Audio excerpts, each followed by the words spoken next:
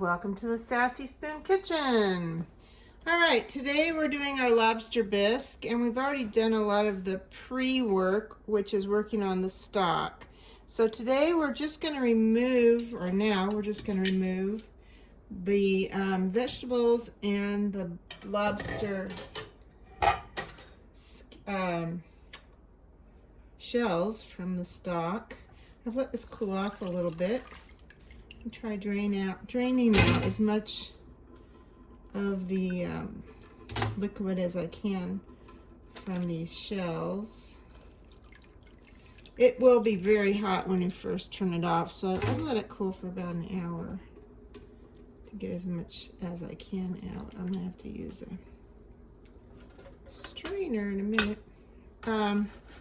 We had initially 4 lobsters. 2 of them were used for Christmas Eve for a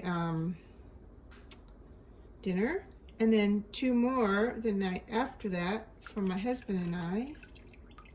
So we had the meat from 2 of them, a little bit left over, and then I did 2 more tails for extra meat. We have the meat from 2 tails and about half a lobster because my husband ate all his meat. Then we have in the stock also, we have some celery from my garden, as well as 1 onion and about half a head of garlic. And then I filled up the stock pot with water to cover all of the lobster shells. And I know they don't look very appealing like this, but they give out a lot of flavor. And I just put it on my simmer burner, which is a very, very, very low burner. It never allows it to even bubble. And I left it on for 12 hours. So if you don't have access to whole lobsters and you don't want to buy whole lobster and you still want to make this, there are ways of going about getting the lobster stock yourself. So you can go to a restaurant that sells lobster dinners and just talk to a waitress or the chef or whatever and tell them, I'm making some lobster bisque and I need some lobster shells. Can you call me and I'll come pick some up when you have some? Because you know, they just throw them out. A lot of times chefs will make lobster stock, but some places have so much that sell seafood regularly that they don't save them all. And so that's one way to do it. Or you can go to your butcher and get lobster tails, and you can just make a stock with chicken stock and lobster tails. You can buy seafood stock. Even the Better Than Bullion makes a seafood stock now that you add to water. So that's another one. It's not going to be as good as lobster stock for your bisque, but it's going to be pretty good.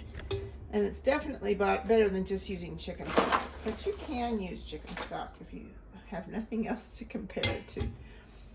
But even if you just buy a couple tails, frozen tails, at your grocery store, they're frequently on sale for as little as $5 each, $10 each at the most. And then you have a little meat too, so you can do that. These tails are pretty big. These came from the lobsters themselves, but they were 2-pound lobsters. And you can get them on sale frequently. So the bodies give off the best amount of flavor though, I think. And even these little tiny little pincher claws, which I like to kind of save some of those as a decoration on the soup. I can't find any more of those now in me. Oh, there's one. I'll save a few of those. They're kind of fun to use. Anyway, so you get all this stuff out, strain it, throw them all away, and then you're going to be left with a clear stock. And we're going to add to that some vegetables, some tomato paste, and a little bit of saffron. And we're going to cook it down, and then we're going to add cream to it. And you'll see what happens after that. So it's pretty easy to do. And it does make a lot, but we reduce it down a lot. And that's what makes it delicious. There are a lot of recipes you see out there that add cornstarch or flour, but I don't like to do that. I like to just reduce mine down for a deep, rich flavor. And then when we serve it, we add the lobster meat. I don't put the lobster meat into the actual soup itself. So I'll be back in a bit. Bye.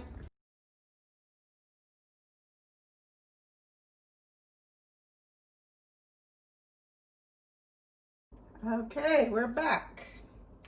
Now, this may not all fit in here. We'll see. I usually use more of a big stock pot for this, but we're going to try it in here. So, what we're going to do is put a little olive oil in the pan. And we're going to saute about, it's actually one whole onion, a good sized onion, chopped, medium dice, and a cup and a half of celery, medium dice, and a cup and a half of carrot, medium dice. I think that's about 4 good sized carrots and about 3 or 4 stalks of celery. They came from my garden, so it's kind of hard to tell because I just pulled them off. And we're just going to sweat these a bit.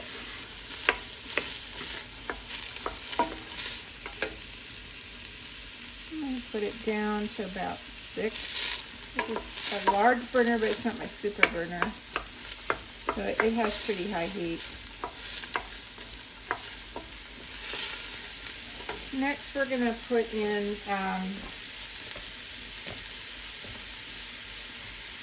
3 cans of tomato paste. I know that sounds like a lot, but this is a really rich soup base. And in the end, we're going to be adding, believe it or not, don't scream, 6 cups of cream to this. So also 6 cups of stock. And so it's going to cook down quite a bit. So not cream, but that's amount of cream. That's a lot, you know. But now there are different ways you can treat this after you get this cooked down. I'm going to use a stick blender because this is home and it doesn't have to be a perfect velouté. But if you're in a restaurant or you want to serve company this really, really super smooth soup, you can put it through a food mill or you can double strain it if you want, but I'm not going to do that. It's still going to come out really smooth. Everything's going to be really cooked, believe me. So when this gets cooked down a little more, just wait a few minutes. We're also going to put in some saffron and a little piment d'espelette. And there's not much else that really goes in. I've got parsley and thyme. And I've got sherry and my favorite thing to put in everything, every kind of soup, even beans that I make is cognac, but that's just me.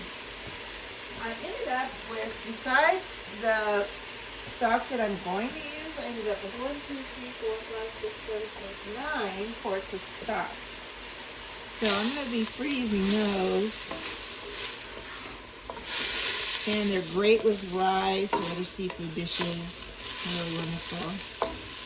Like if you make paella or anything, it's wonderful to have it on hand. But I'm really not going to brown this, but I'm just kind of letting this cook down a bit.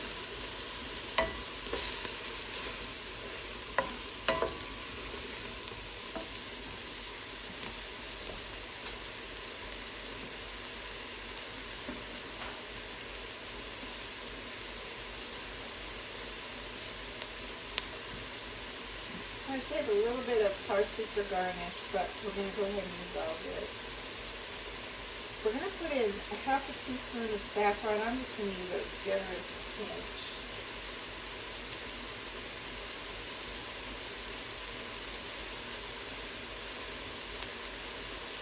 Alright, we're going to go ahead and add the stock now, and then we're going to put the tomato paste in. So each one of these holds about 3 cups. So there's 6 cups right there, which is pretty much all the recipe asked for, but I'm going to add a little more because I have so much cream.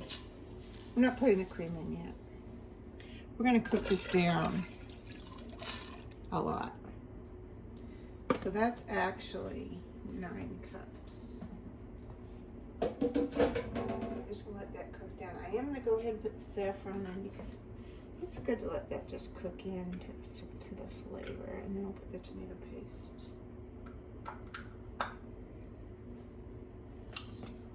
So here's the saffron. Usually you would just count that by the threads.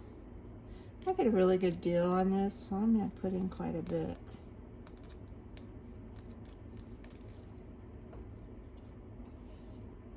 And this is Spanish saffron. It's not the best. Everybody knows the best comes from Iran, which unless you live in Europe, you can't get.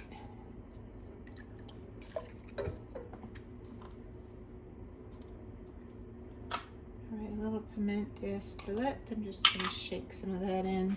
It's a pepper that's very mild as far as heat, but it adds a really nice flavor and some color. Let that cook just a little bit and bring it up to a boil, and then I'll put the tomato paste in. I'm going to add a little black pepper. This is totally up to your taste. I'd say in whole, I'm adding about a teaspoon, a little more than that.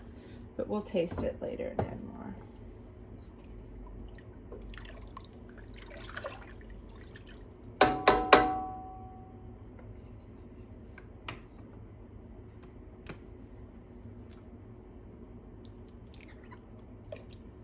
Tomato paste. This will add a lot of richness and flavor, but just adding tomato sauce or something you won't be able to get for you.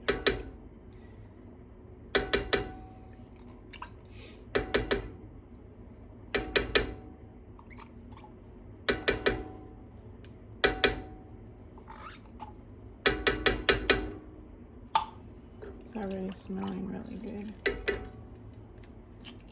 So I'm going to put this on now on the simmer burner, on the simmer mode, not burner, and just let it simmer for about half an hour and let it reduce down a bit before we do anything else to it. Like I said, this is really an easy soup to make once you get to this point. I mean, making the stock, as in any stock, is not hard, but it takes patience and time.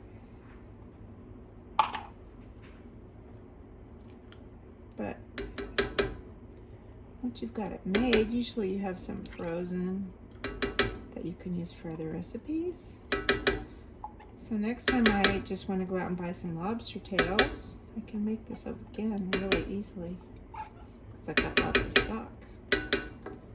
Alright, so now you can see how the richness is changing in color because of the tomato. Alright, we're just going to let that simmer. And I'll be back in a little bit. Okay, welcome back. So it's been simmering for a little over an hour now, and it's reduced by about 1/3. It could go a little more, but I'm going to go ahead and put the cream in. I did put the thyme and parsley in just a minute ago. And we're going to go ahead and put the cream in, and we'll reduce it down some more. I know this sounds like a god-awful amount of cream. It's 6 cups. Oh, I'm going to go ahead and put the sherry in. It's going to be about a cup of sherry, but I'm going to finish it off with cognac. So this is all going to the alcohol will all burn off. So this will just flavor it. So that was about a cup of sherry. I pretty much do the pour without measuring there. Okay, so this is measured. It's 6 full cups of cream. Yes, that's a lot of cream. But it really adds to the richness of the soup. And it's delicious. Now we're going to reduce this down by another third just by cooking. So it's going to cook for another hour on very low simmer. It's never going to allow it to boil. Now, a lot of people use less cream, and they use half and half instead of cream, and they add a cornstarch slurry instead to reduce it down and make it thicker.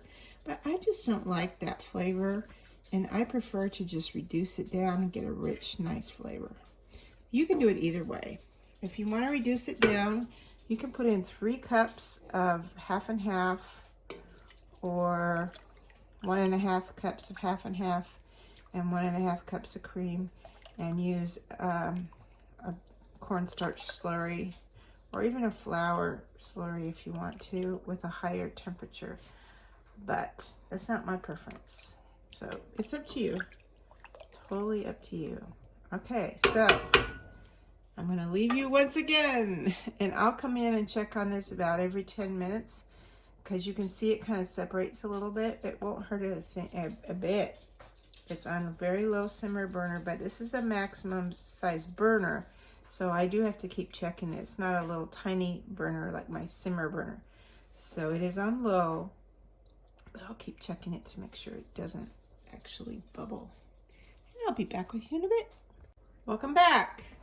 All right, so now we're just going to puree the soup for a minute, and then we're going to add some cognac and let it simmer for just another minute, and we'll serve it up.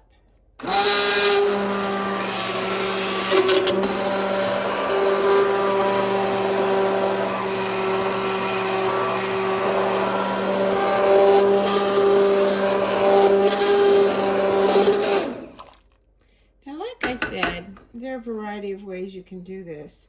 You can use a stick blender. You can put it through a food mill. You can use a sieve. You can do a lot of different ways. But I find this way is just fine at home. If you're in a restaurant, you might want to make it a little bit more delicate. But if you see this, you see that I have it very finely ground. There's no pieces of carrot, onion, or celery in here anymore. So I think it's just fine. And then over here on the back of the stove, I put a little bit of the soup before I ground it, and I put some lobster pieces in there. So we're going to use that in our presentation. So I'm just going to stick this in the sink. Now for our presentation, oh, we're going to put the cognac in, sorry. Can't forget the cognac.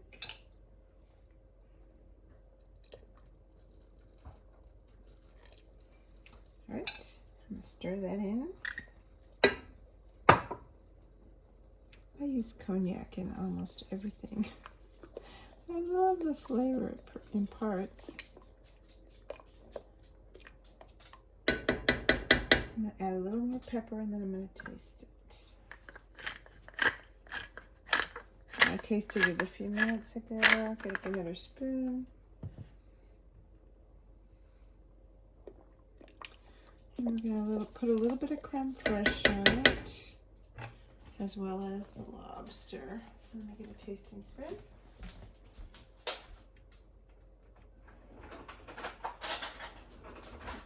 Just keep letting it simmer down a minute.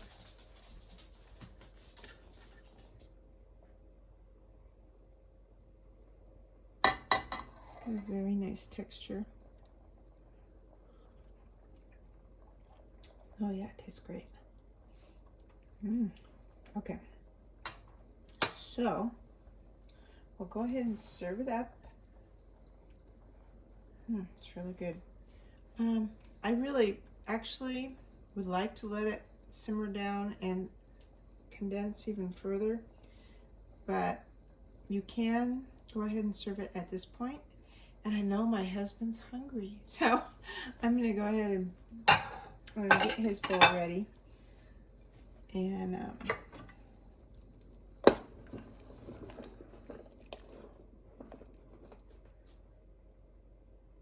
this will keep in the refrigerator for about 10 days. It will not freeze.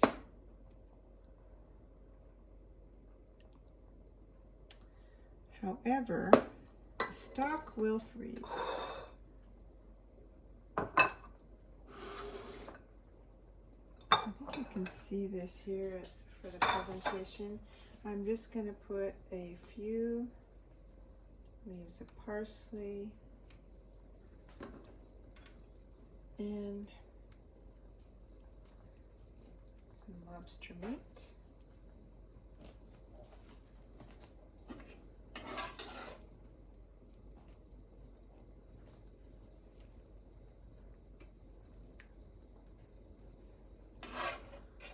Into his bowl. You can also use chives instead of parsley. I have both actually growing outside right now, so you can use either one. You really don't need a lot of lobster meat because the soup is so delicious and rich. Turn this down a little bit now. A little creme fraiche around the top. And I actually think I can put a little bit more pepper on there. We're kind of a pepper family. Turn this just a little bit. Here we go. Just a little more pepper. And I'm going to tear up these parsley leaves just a little bit more. There's nothing like fresh herbs.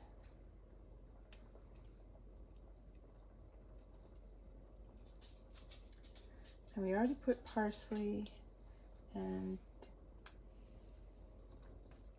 some thyme into the soup. There we go. Here's our lobster bisque. I hope you try it, and please click like and, more importantly, subscribe. Thank you for watching. Bye.